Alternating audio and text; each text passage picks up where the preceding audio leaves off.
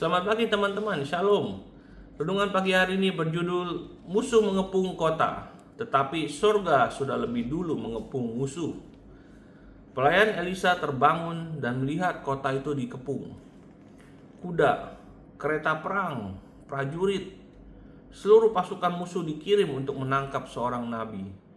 Dari luar, situasinya tampak tanpa harapan.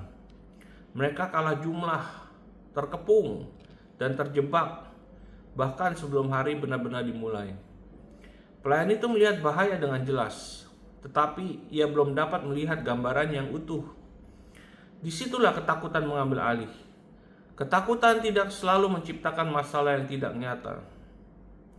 Terkadang ancamannya memang nyata. Pasukan itu nyata. Kota itu benar-benar terkepung.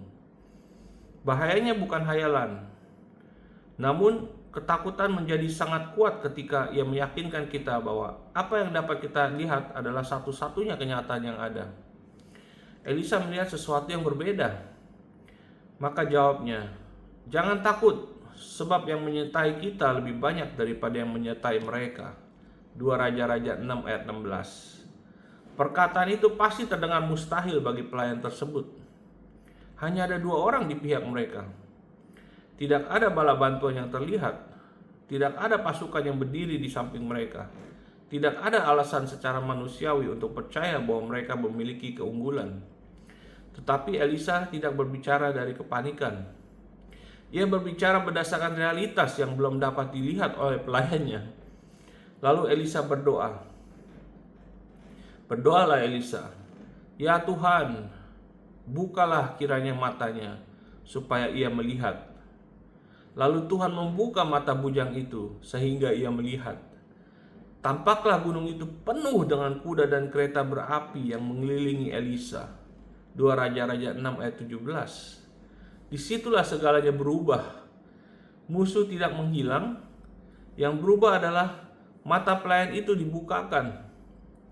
Inilah yang sering dilewatkan banyak orang dalam bagian firman ini. Jawabannya bukanlah bahwa Allah baru mengirim pertolongan setelah Elisa berdoa. Pasukan sorga sudah ada di sana sejak awal. Sang pelayan hanya belum dapat melihatnya. Gunung itu sudah penuh. Perlindungan Allah sudah tersedia. Kuasa Allah sudah mengelilingi situasi yang tampaknya akan berakhir dengan kekalahan. Pesan ini masih relevan sampai hari ini. Banyak orang merasa kewalahan karena mereka mengukur kenyataan hanya berdasarkan apa yang dapat dilihat oleh mata jasmani mereka. Mereka melihat tekanan, mereka melihat perlawanan, mereka melihat angka-angka, mereka melihat masalah.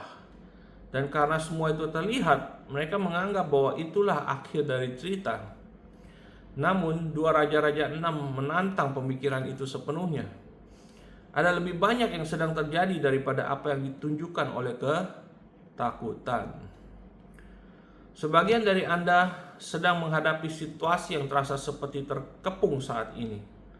Terkepung oleh tekanan, terkepung oleh laporan buruk, terkepung oleh penolakan, terkepung oleh ketidakpastian.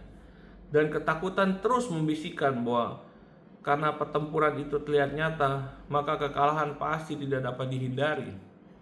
Tetapi doa Elisa bukanlah "Tuhan, kirimkan pertolongan", melainkan "Bukalah matanya".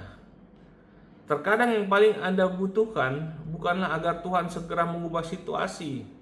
Terkadang yang Anda butuhkan adalah agar Tuhan mengizinkan Anda melihat apa yang sebenarnya sudah Dia tempatkan di sekeliling Anda. Wow. Berhentilah membiarkan perlawanan yang terlihat menentukan seluruh cerita hidup Anda. Berhentilah menganggap musuh memiliki keunggulan hanya karena ia menampakkan dirinya. Berhentilah membangun iman berdasarkan apa yang terus-menerus ditunjukkan oleh ketakutan. Pelayan itu melihat pasukan yang melawan mereka. Elisa melihat Allah yang sudah berada di pihak mereka. Dan ketika Tuhan membuka mata pelayan itu, ia menyadari bahwa gunung itu telah penuh oleh pasukan surga sepanjang waktu. Haleluya, ya.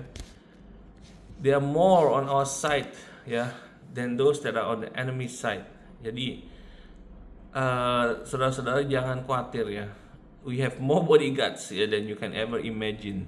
All right, God is on your side and He's protecting you all the time. So God bless you. Yeah, have a great Thursday. Whatever you do today, I pray that it becomes successful. All right, in Jesus' name. So bless you. See you again tomorrow. Bye bye.